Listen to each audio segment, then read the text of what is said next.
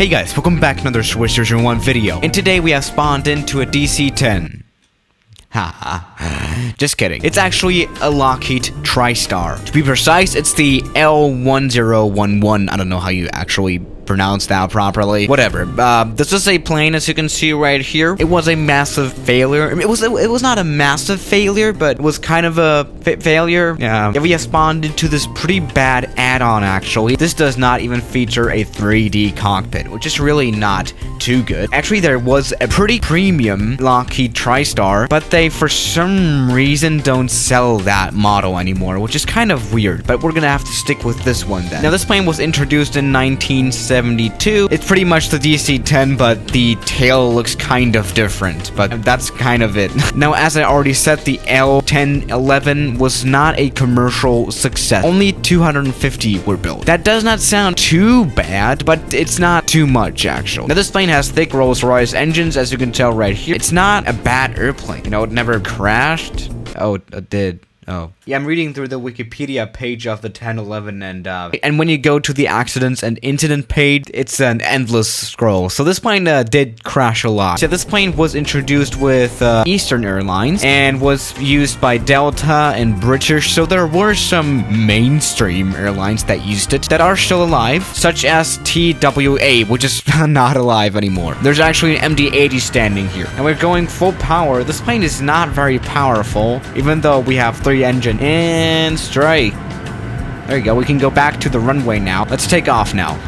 Oh, so we're somewhere in South England. Ooh, that's kind of close. Yeah, you know, this plane is, you know, a plane from the early 70s, and you can definitely tell that by the cockpit. We have a lot of manual dodges. Yeah, but overall, this is not a bad plane, is it? Yeah, we talked about the Rolls-Royce engines earlier, but actually, the plane was delayed by 2 years, only because of Rolls-Royce. They actually had a financial problem, so, frick you, Rolls-Royce. Oh. That didn't go well, did it? Yeah, you can now go swimming with your balloon friends. Who are you waving at? The ocean. Ocean man, take me by the hand to the not ocean land.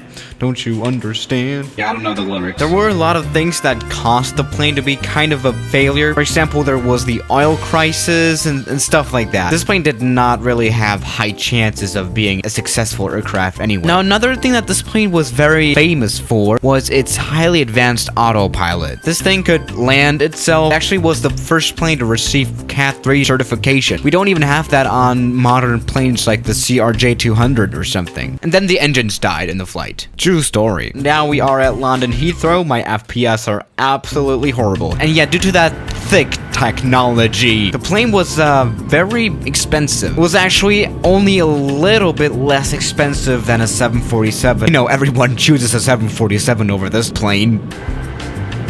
Oh no. Boom. And engines have died. Now, what we always do here is go to St. Bartholomew, so let's go to Glucroft.